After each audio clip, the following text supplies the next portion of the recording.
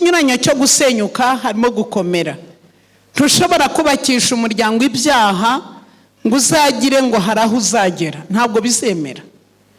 Dufite abantu mwubaka imiryango mukayubaka nk'ibimeze nk'ubwesikoro, aho abantu bashobora kubana mu muryango, umugabo n'umugore n'abana, umwe akinize n'undize.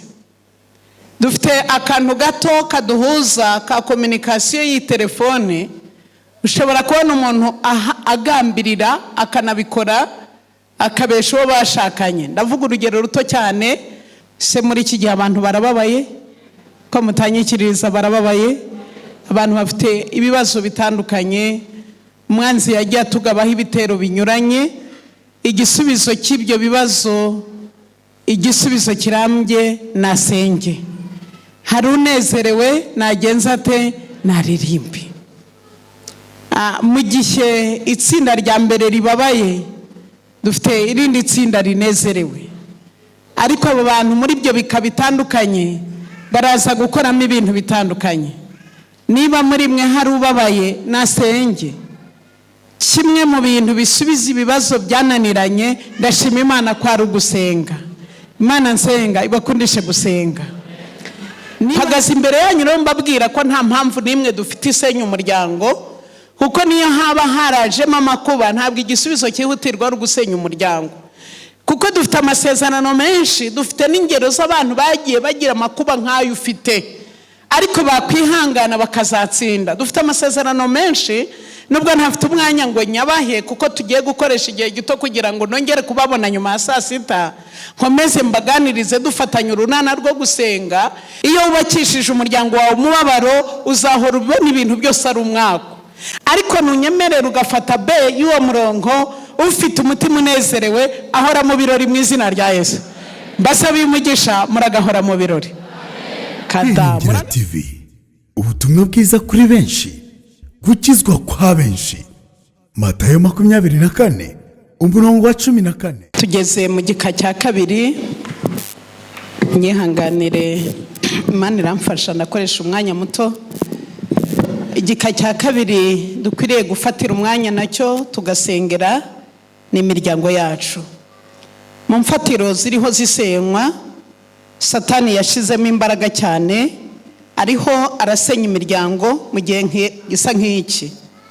Twafashe ibihe byo gusenga kugira ngo tuze gufata umwanya w'ingenzi nawo dusabire imiryango yacu. Igitabo cy'Imigani, mwafata Bibiliya zanyu, igice cyacu cya 14, tuhasanga amateka nifuza ko nayo dutinzaho ubwenge kugira ngo tuze kuzirikana nanone ibindi by'ingenzi dusengera, ko imiryango nayo irugarijwe cyane. Mu bintu dusengera muri gahunda yo gusenga, turifuza kuganira gato ku miryango yacu. Turi muri mfatiro ziriho zisenyuka, ariko Satani akibasira umuryango cyane. Niba imfatiro zisenywe, mukiranutsi yakora iki? Imigani igice cya 14 umurongo wa 34 uduha isomo, ngira ngo abakunda gukurikirana ibyigisho ntanga kuri YouTube, iri somo niryo nzanaho cyane. Gukiranuka gushira ubwoko hejuru. Haleluya. Iyo habayeho gukiranuka ubwoko bushirwa hejuru, ariko ibyaha bigakoza isoni imiryango yose. Basaza banje, bene data, babyeyi bakuru mfite bato, bana bato, mu ntega amatwi kuri iyi ngingo yo gusenyuka kw'imiryango, ndagira ngo mbabwire ko kubakesha umuryango ibyaha ntaho byagera. Imigani igice cya 14 umurongo wa 11 handitse amagambo atubwira ngo urugo rw'umunyabyaha ruzasenwa, ariko ihema ry'umukiranutsi rizakomera mu izina rya Yesu. Ikinyuranyo cyo gusenyuka harimo gukomera. Ntushobora kubakisha umuryango ibyaha ngo uzagire ngo haraho uzagera, ntabwo bizemera. Dufite abantu mwubaka imiryango mukayubaka nk'ibimeze nk'ubwesikoro, aho abantu bashobora kubana mu muryango, umugabo n'umugore n'abana, umwe akinize n'undize.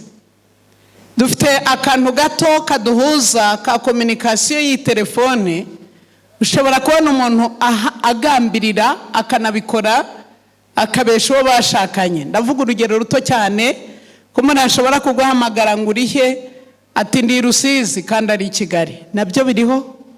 Ndabona mutanyikiriza. Yego. Mbese iyo umuntu amaze kumenya ko mugenzi we amubeshe asigara anezerewe? Ko mutanyikiririza aranezererwa? Arababara cyane. Biragatsindwa kubakisha imiryango yacu uburiganya. Igihe cyose mbonye akanya ko guhagarara imbere y'imiryango, sishobora kuva imbere yanyu tarababwira ko ari mwe rufatiro rw'itorero n'igihugu. Isi yose yubakiye ku miryango ariko yubatse neza. Igihe cyose rero abantu bamaze kumenyereza indimi zabo cyangwa bakamenyereza imibiri yabo izapfa kuyishora mu byaha, twatangira tugatera intambwe ikomeye kubaka umuryango, ntabwo imiryango yacu izasoza neza.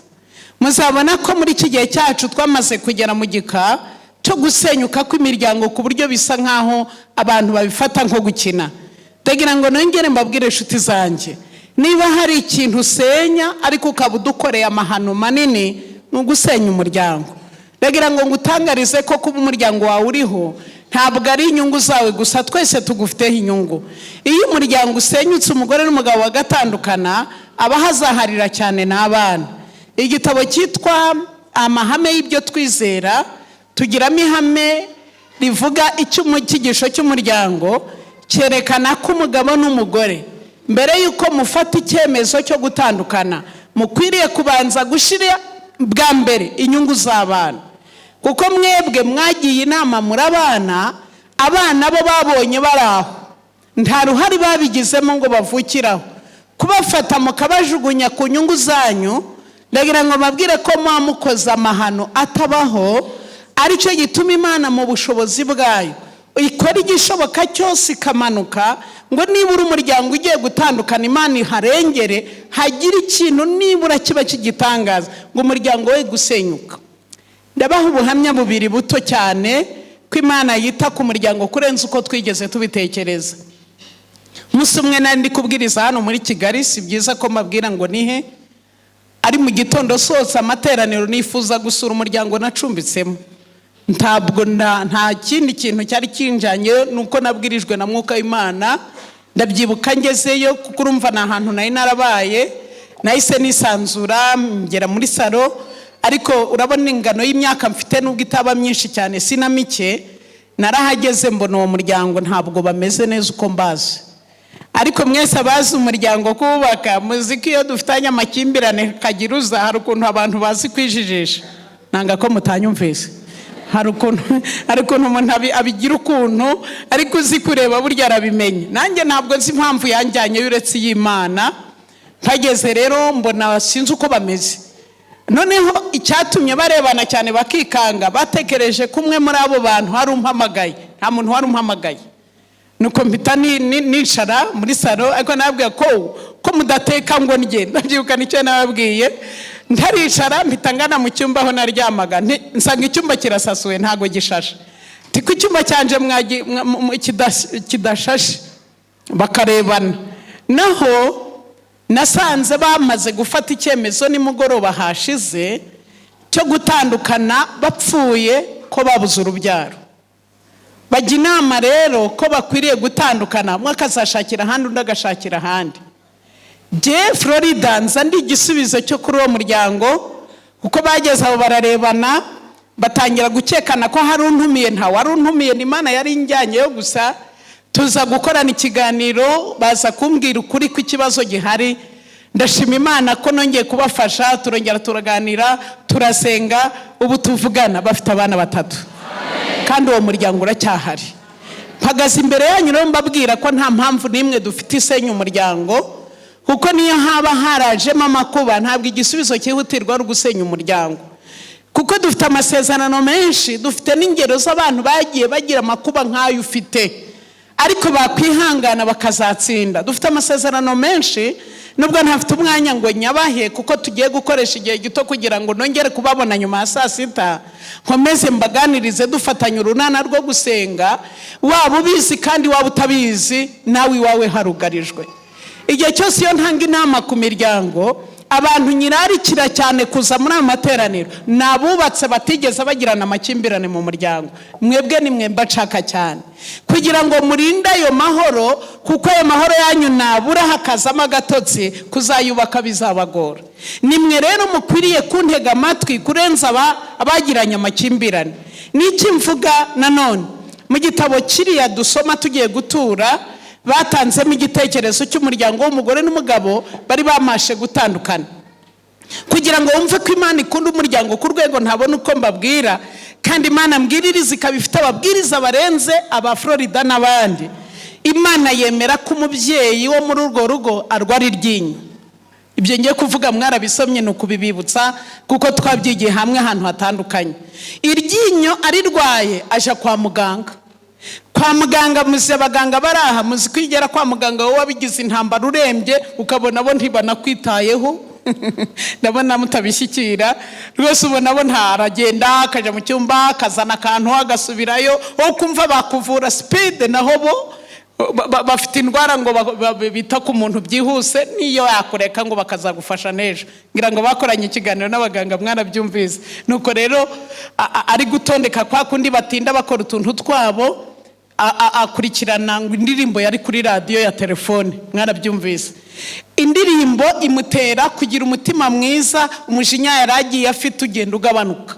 Igitekerezo gisoza kitubwira ko yacatse kumenya uwo muganga itorera asengeramo, ngo amubwira ko ari umudivantise. Nyuma y'igihe agakomeza aza bakaganira ku ijambo ry'Imana. Umugabo wari waramaze kwemera ko atana n'umugore we, akabona umugore wafashe icyemezo cyo gutana niwe utabyitayeho. Ageze aramazi atese ko twe twaremeranije ko dutandukana, kuki tudatandukana? Akihorera.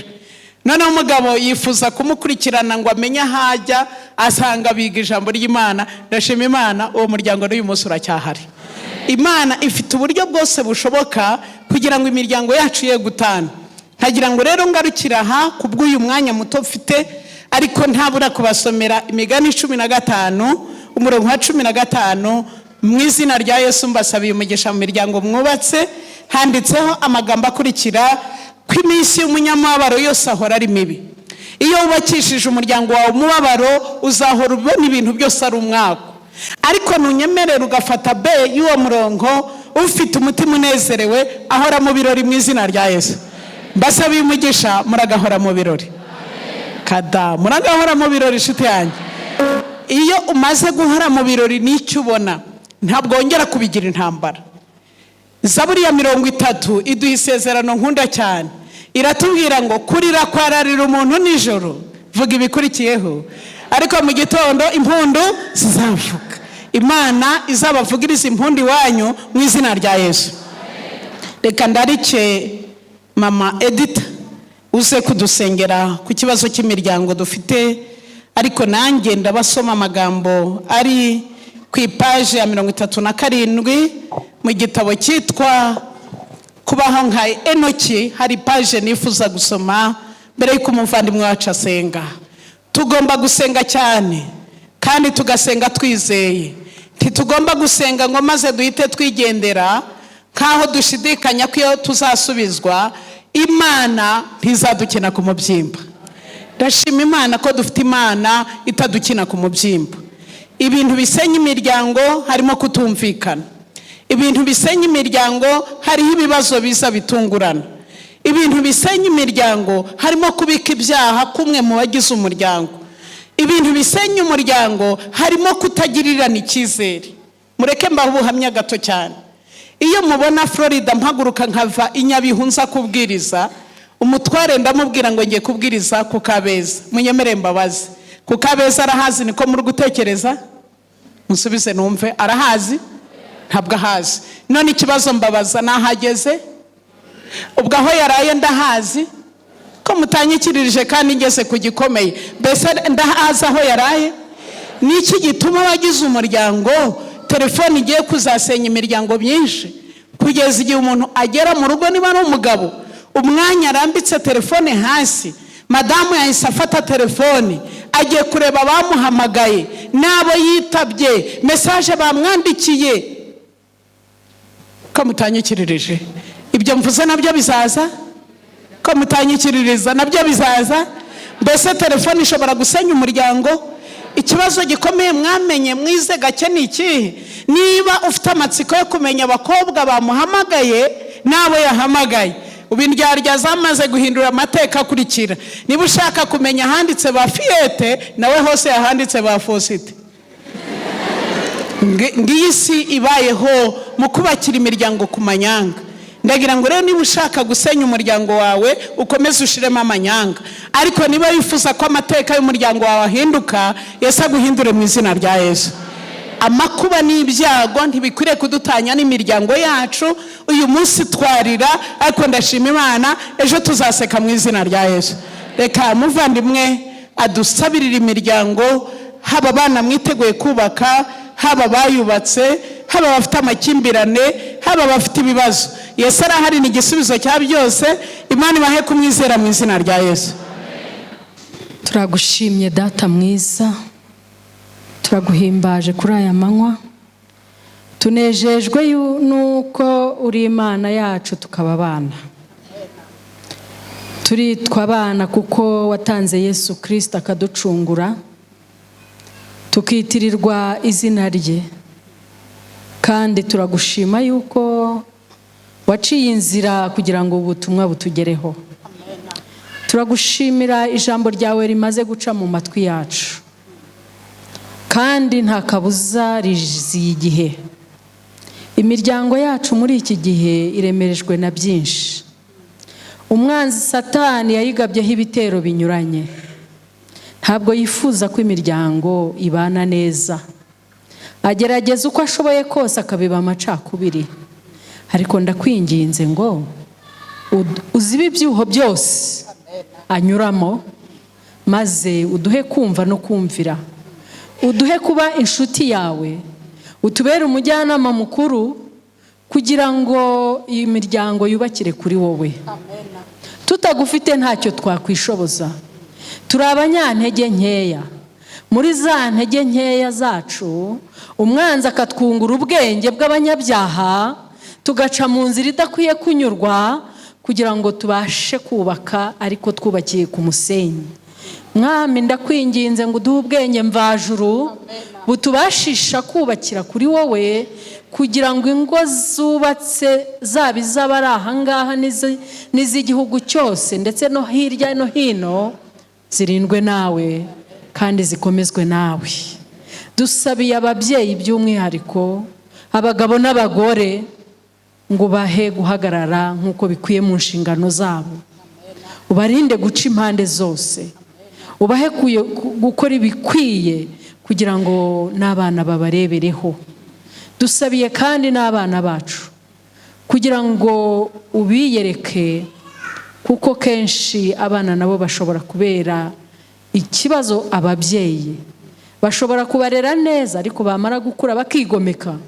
Ndakwinginze ngo uturinde ibyigenge mu ngo zacu. Kandi abamaze kurenga umurongo, tuzi neza yuko ubera hose icyarimwe. Mwami ndakwinginze ngo ubagaruze neza yawe. Nabo Yesu yarabapfiriye. Turasaba twinginga ngo abana bacu babaswe n'ibiyobyabwenge, babaswe n'inzoga n'itabi, babaswe n'ubusambanyi, babaswe n'ubutinganyi n'izindi ngeso mbi zose. Mwami ubabature, kuko tuzi neza yuko ubishoboye. Reka imitima yacu yabo n'iyacu twese yerekere kuri wowe, kugira ngo abe ariho uduhanaguraho icyaha cyose n'igisa nacyo. Kandi tubisabye twizeye yuko ubasha kubidukorera mu izina rya Yesu. Amen. Kwiringira TV, ubutumwa bwiza kuri benshi, gukizwa kwa benshi. Matayo 24:14.